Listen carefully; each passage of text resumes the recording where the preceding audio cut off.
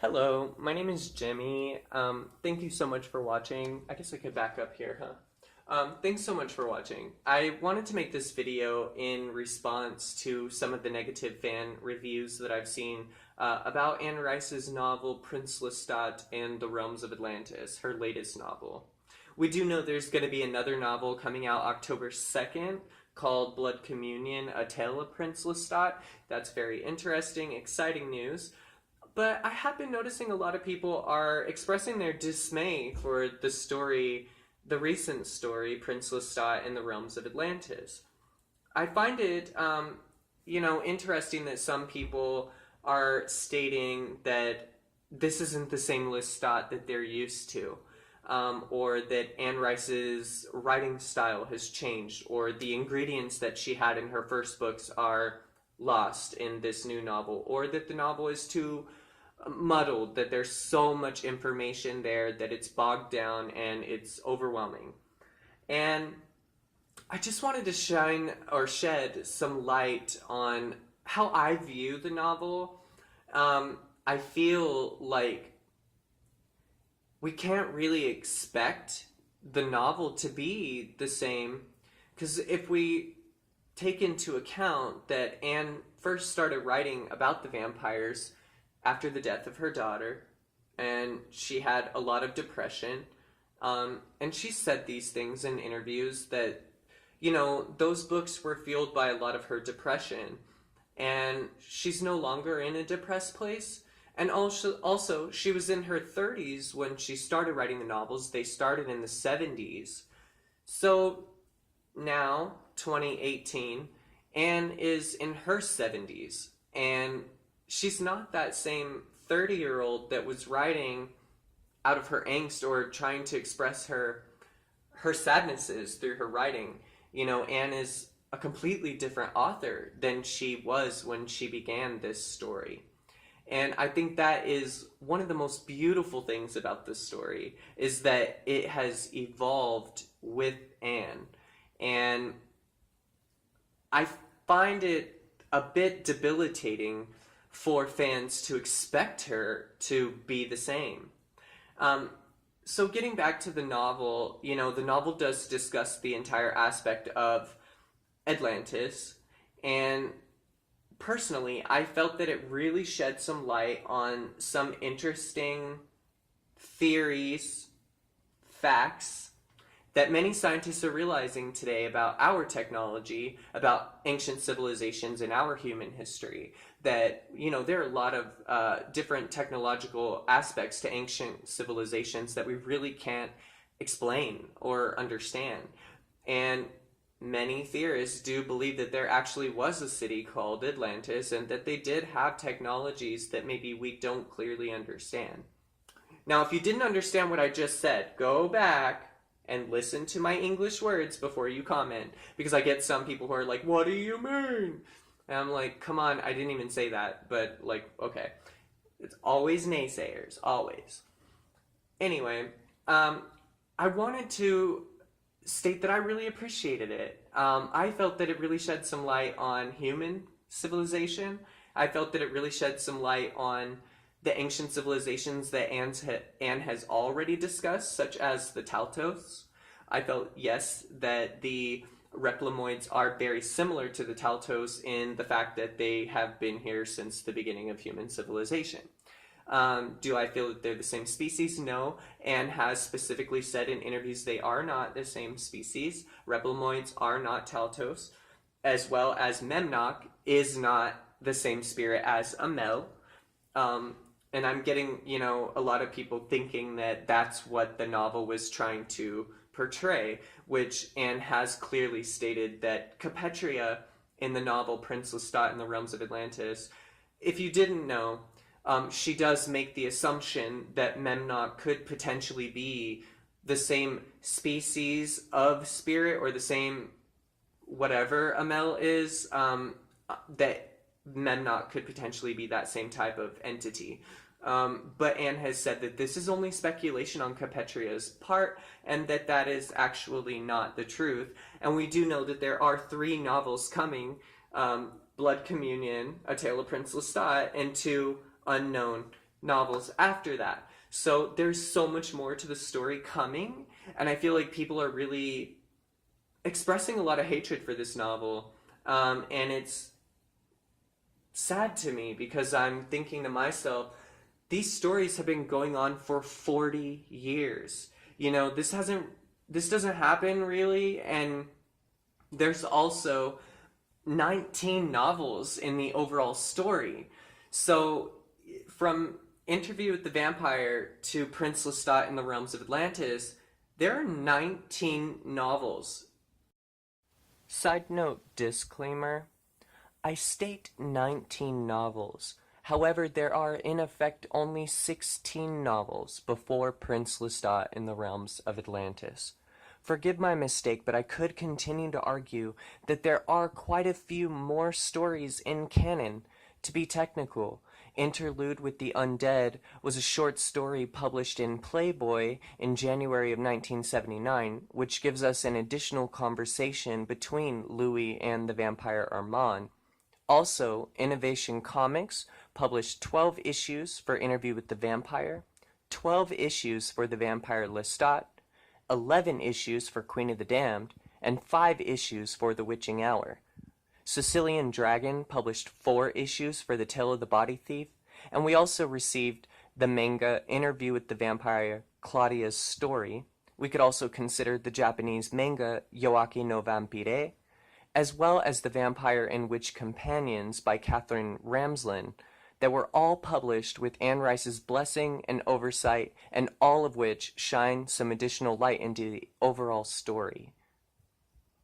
You know, if you include the new Tales of the Vampires, Pandora and Vittorio the Vampire, as well as the Mayfair Witches, The Witching Hour, Lasher, and Taltos. Because when you get all the way to Prince Lestat in the Realms of Atlantis, these characters are all mentioned in this novel. So there are 19 novels that you need to fully understand before you could clearly understand Prince Lestat in the Realms of Atlantis. Now, of course, there's going to be many individuals popping out of the woodwork saying, I have read all of those novels. Amazing. But I think we also need to realize that Anne Rice is not that gloomy 30-year-old that she was when she started writing this. You know, it seems to me, people are expecting Lestat to still be this emo 20-year-old that he was when we first started reading about him. And he's not that person anymore. He's now nearly 300 years old, and he's now the reigning monarch of all of the vampires. So clearly, he's no longer in that headspace. Now he's having to dabble with deeper issues and dealing with 1,000-year-old vampires that are actually his lineage. One thing that I really appreciated about Prince Lestat was that it gave us his lineage. We got to understand that Roshamondes is actually Lestat's great-great-grandfather in the vampire lineage, if you consider that. So the story is just so interesting to me because I feel like I've gotten this entire spectrum, not only of hundreds of thousands of years within the vampire's history and the other entities and species, their story. We've got so much to take in, so much to understand. And I just feel like fans are really, for lack of a better words, just forgetting that Anne has been writing these books for 40 years. She is in her 70s. She is not that same person she was when these novels began, and neither is Lestat nor any of the vampires. They are not the same entities that we met in those first novels. And so I just hear a lot of fans who can only appreciate the first couple of books, but then all the other books are just crap or garbage.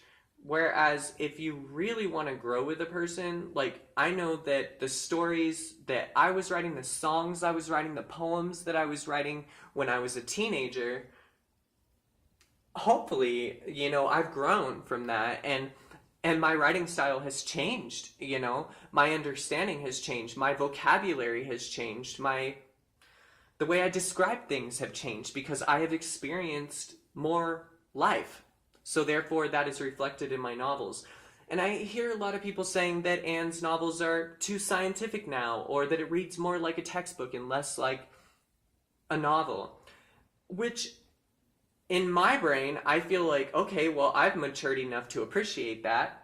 And sadly, some people still want to divert all the way back to 1976 and are expecting Lestat to still be this angsty brat prince. Now, he is still that brat prince, but he's grown. He's no longer questioning as many things as he was. He's no longer as hateful toward different vampires or beings as he was, you know? So much has changed, not only in Anne's life, but also in the characters' lives, that they are not those characters anymore. They've grown, they've changed, they've matured. And I feel that it's really a disservice to an author to not appreciate the growth in her writing and the growth in this 40-year-old story that is now encompassing over 19 novels if you're reading Prince Lestat in the Realms of Atlantis. There are 19 novels that you need to pretty much understand before you can fully appreciate this novel. And I just want people to understand that growth takes place. You know, Anne, even at one point, I believe it was in 2008, she decided she wasn't even going to deal with these characters anymore. She was over it because it represented something so dark and so sad for her that she was finished with it. And now she's sort of returned to these characters and she's ready to experience, what they're going through. She's ready to explain that to us. And we have to understand that we're now reading a novel from a 77-year-old woman. Or I guess when she was writing the novel, 74, 75, 76. And so this isn't that same author anymore. She has grown exponentially, and therefore her writing would become a bit more intelligent to the lesser mind. And I feel that I can deeply appreciate that. I feel like I've grown with these novels. Not to say that I have a better understanding than anyone. I don't. But I do feel that I can look at the bigger picture and say, you know what? Lestat's not 22 anymore. Lestat's not 120 anymore. He's not 200 anymore. You know, he's grown so much. And he's no longer that brat prince that he is, but he's not. He's not that angsty brat. He's a man now in his mind, you know, and it's taken him hundreds of years to get over a lot of things. But I feel that now he is the monarch and he has to, you know, it's kind of like if you've ever seen the movie Marie Antoinette, you know, there's such a huge difference from when she was a teenager coming into being a princess to her deciding to stay by her husband's side when there was an angry mob outside ready to kill them. You know, she made that decision not to flee. You know, so what a growth in her reign. You know, what growth in her monarchy and her understanding of her position. And I just really appreciate that, the growth of human beings, and thus in what we're discussing, vampires. So I want people to understand that you're not reading the same novels. You're not learning about the same characters, in effect, because they've grown. It's been 40 years. So understand that this author has changed. These characters have changed. And just try to have more of an open mind. There are 3 more novels on the way. So although you might not appreciate this one, or you might feel like, oh, there's so many gaps, there's so many loopholes, or it's too muddled, there's too much information, I don't understand, there's hundreds of characters, this is boring. That's why this is the 19th novel in the overall series of the Vampire Chronicles and the Mayfair Witches. So understand that, you know, we're not swimming in a little pond anymore. We're in the ocean now. You know, there's a lot more things to be discovered, a lot more things to understand. And I just feel like it's so sad that people are upset and up in arms over this novel when this novel is genius. Absolute genius. It was amazing. I deeply understood it. I love all of these characters. I didn't feel like, oh, there's hundreds of characters, I don't know who this is. What? I've read all 18 other novels. Of course I know who these people are. I have questions about these vampires, these ghosts, these Taltos, these Replamoids. I want to know more. And when I saw the negativity, I was just kind of like dumbfounded and maybe even a little offended and hurt that people are so caught up in 1976 Interview with the Vampire, Queen of the Dam, you know, the vampire Lestat, and it's like, we're not there anymore, guys. We've grown up from that. Hello, this is season 19. We're no longer in season 1. So get with the program. I mean, I don't know if this is going to warrant a lot of hatred, a lot of discussion, hopefully, but that's how I feel. I feel like every time I'm hearing somebody talking shit about this novel, I'm just sitting here like going, you just don't get it, man or lady. Like, you just aren't there yet, or maybe you never will be. You know, to me, these novels are very personal. I feel like I have a relationship with these characters in my brain and my heart, and I deeply want to know what is going to happen to them. I want to know if Tarquin Blackwood is still alive.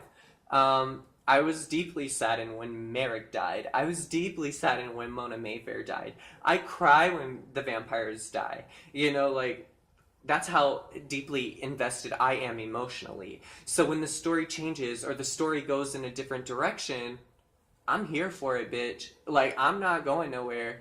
I'm here for it, and I'm ready to understand where the fuck we are at this motherfucking point in motherfucking time. Like, it is not a joke to me. This shit is like, okay, we have 3 more novels. Why are y'all talking shit about this novel? This is only number 19, bitch. We about to be on number 23, so, like, get with the program. Anyway, I've just been watching and reading a lot of reviews, and I've been writing my little books and going back and forth with fans, and maybe I come off a little bit upset, maybe I come off a little hateful, but it's nothing personal. It's just me really trying to get fans. Like, if you say you appreciate a character, or if you say you appreciate something, fucking appreciate it. Like, how could you just be like, I mean, I get it, you know, I get it. Like, The Walking Dead right now, things are going on in The Walking Dead where I'm just going, what the fuck, you know, like, during the episode. But I'm still here for it, you know what I mean? I still understand that I'm not writing this story, you know, I'm not in charge of this, you know, I'm a bystander, I'm a fan. So it's my job to sit here, soak it all in, and say, okay, now what can I make of this, you know? So I really felt like Prince Lestat in the Realms of Atlantis was mind-blowing. I couldn't wait for it. And if you don't understand it, if you felt like there were things you didn't understand, go listen to Simon Vance read the audiobook. Honestly, if you listen to Simon Vance read the audiobook, I just feel like it's going to play out more like a film for you, and you're going to get it. You know what I mean? So I really appreciated it, and I'm sorry if this is so negative, but it's coming from a positive place. I love Anne Rice. I love her family, and I love her writing. I love all of her books, even the Christ the Lord out of Egypt books. I appreciated that, you know, I appreciated that she decided to stop, you know, and change the direction of what she was writing. I never faulted her for that because I understand that people go through these turmoils, people go through these changes, people's mindsets change. So you have to be able to ride with them. You know what I mean? If I'm here for you, I'm here for you. I'm not here for you when you please me and then when you don't please me no more, then fuck you. Like, no, I'm not that way, especially not toward artists or authors that I like. I'm here for everything that they're going to do because I'm invested in that. So I just wanted to say that. Just wanted to say that I feel sad that people dislike this novel because I deeply, deeply appreciated it. It did things for me. It healed me. It helped me understand where we're going in this story. And I just deeply appreciated it. And I just wanted to say that, Anne, I deeply appreciated it, and keep doing whatever the hell you're doing despite the backlash, because these people just don't get it, you know? They don't understand. They're 40 years in this, you know? You've changed. Your writing has changed, you know? So I just wanted to say thank you so much for watching. Give Anne a break. And I can't wait for the new Vampire Chronicles TV show. No word on where we're at yet, but hopefully soon we will get that. and also Juliet Landau. I can't wait for the A Place Among the Undead series to come back. We know that you have gotten a lot of money to do that, and I really hope that that comes to fruition. So thank you so much for watching, everyone. Love ya. And yeah, leave me a comment. Tell me what you think. Bitch me out. Cuss me out if you're pissed over it. Let's talk about this. So thank you so much. Take care.